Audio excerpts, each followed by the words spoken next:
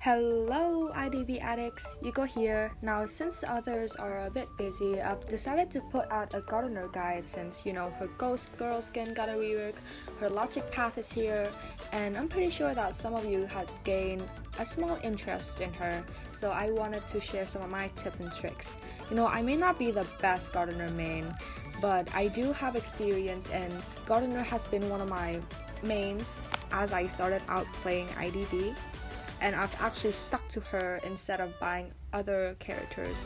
So this is my personal playstyle. Others have different playstyles, but this is how I play Gardener. So let's take a look at her abilities. So this toolbox basically allows you to destroy rocket chairs with a cooldown of 12 seconds and is unlimited for usage. This is exclusive to the Gardener. So when you destroy a rocket chair, the hunter has to refix them again, which wastes a lot of time, and also decreases the cooldown of the rocket chair speed by 10% per minute. That is amazing. Now let's talk about the second ability called Protection. So Emma spawns in with a bubble that has a time limit of 50 seconds, which allows her to take any damage from a hunter as long as the bubble is there. Think of it as a seer owl, but it lasts for 50 seconds and only start of the game. It disappears when the time runs out or when the hunter hits the bubble, and it has a cooldown of 19 seconds until you can recall. So recall is basically generating a shield by standing up still for 4 seconds, and the bubble lasts for at least 5 seconds. So you could block out any hit during that duration of 5 seconds, and the hunter will have to either hit you or wait for that 5 seconds to last. I personally use the bubble to when I feel unsafe or when I need to get to a better transitioning area that's close by. I can put on that bubble and then scoot my way to those pallets and run away. Also to mention, when you successfully recall, it has a cooldown of 19 seconds and it stacks up 10 seconds every time you successfully recall. So 19 to 29 to 39, the more you recall and put up that bubble. But the positive thing is that you get no debuff at all, unlike Seer's Owl where he gets a vaulting debuff. Instead, Emma doesn't have any of that type of debuff, just the cooldown of the bubble. Now let's take a look at Confidence. Basically, Confidence gives you a 10% increase in vaulting when you are near a rocket chair. And last but not least, Veteran basically is a 2-second speed boost when you get hit. Now since we learned all about Emma's traits, let's go take a look at a recent gameplay that I've saved against Naiad. So this is a 4-man VC with me and the other CJS members who played as Forward, Prospector, Seer, and I am Gardener. So I spawned in and I saw the chair and I immediately broke it, which is not the best decision, because when you break a rocket chair, you basically alerted the hunter towards your direction and they can come find you easily. But in my case, I wanted to be chased, so I asked for it, and simply because I got the pretty accessory, so I broke the chair, and Naiad found me, and now I'm kiting in Graveyard. Now, when you're kiting against Naiad, what you want to do is just do your best to transition around, because you don't want to be wet by the hunter, and avoid getting second hitted by being a bit too wet. So now my bubble popped and I'm pretty much vulnerable, kiting like a lucky guy. I have no abilities to help me whatsoever to help counter the hunter at all. I keep forgetting that my shield is on cooldown, so I stood still there.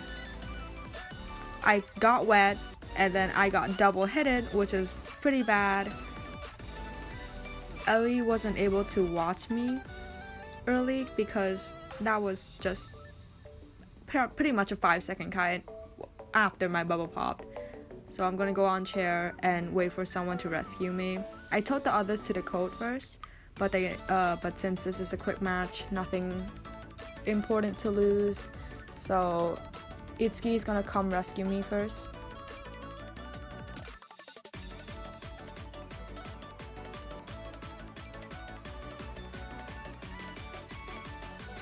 Naya's a pretty scary camper, especially with her water, and she can easily wet and get a double down really quickly, so you have to be careful of that and just instantly rescue. So here I am getting a speed boost. I tried to recall, but Ellie gave me the owl. That is a miscommunication between our team, which probably will happen again. But you know, at least I got away with the owl, and my shield did not render, so it's not on cooldown. Nope, never mind, I did not recall.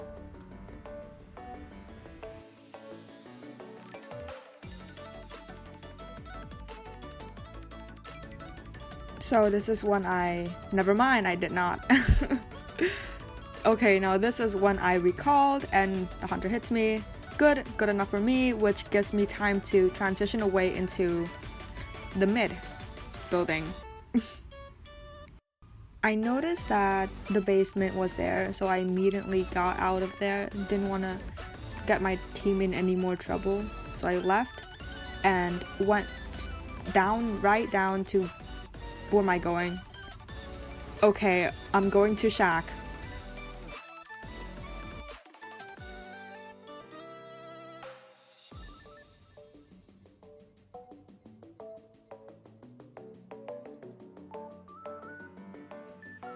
Making my way to breakable, and I tried to parry here.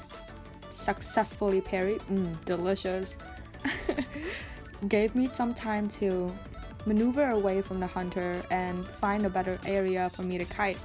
So notice that there's one more cipher left that's being primed right now, but it's not fully complete. I didn't go down there. Got a speed boost, and now maneuvering back to Shack. Getting a speed boost there and going right back to the area I just came from. You know, transitioning kiting, especially against an Aya, and I ended up dying here. Great. But that's fine, you know. Forward's there, help me stun, boom, cha-bam, pa-pa. Successfully stun rescue, and I got a second life. And now I'm just kiting here until the machine is primed so I can tell the others to pop. You gotta really keep an eye forward. That is not a pun, not pun intended. You gotta keep your eye on the recalling cooldown and your shield cooldown if you intend to recall again, just so that you don't get your timing wrong, and to make sure that when you're transitioning, that your bubble won't pop on you and you have some time to able to go get yourself through that pallet. Now, since it's the end game and I'm being chased, my only goal is to stall long enough for my teammates to open the gate and leave. My goal is not to go to the basement or survive or lead the hunter to the other survivors by going to the gate. That's not what I'm supposed to do. I'm supposed to just kite until they're open, and since that, they're able to leave and we won. Now let's go on to talk about the personas that I personally used. So the first build is basically tied with a pallet speed boost that helps me both be a second rescuer and kite at the same time, which depends on the team comp. Now the second build is basically sticker, 3 stacks of sticker, 1 stack of will to survive, and 3-9, which helps me heal much faster and crawl much faster. But you can also put obsessiveness if you don't want to use your toolbox at all.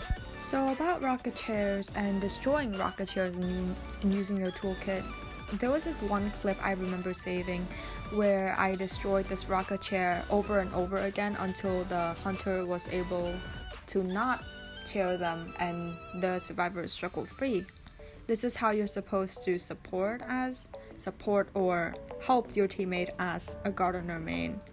But let me remind you that you can get terror shock while you're dismantling a chair, so make sure that your shield is up so that you're able to protect yourself from getting terror shocked when you are dismantling a chair.